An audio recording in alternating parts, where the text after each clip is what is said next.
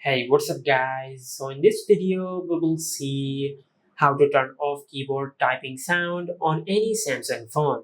Now to turn off the keyboard typing sound, just go to your home screen and open settings. Then go to sounds and vibration and tap on system sound. And from here, just disable Samsung keyboard. And once you disable this option, you will disable the keyboard sound. And this is how you can turn off keyboard typing sound on any Samsung phone. If you found this video helpful, please like the video and subscribe to our channel and hit the bell icon to get notified when we upload a new video.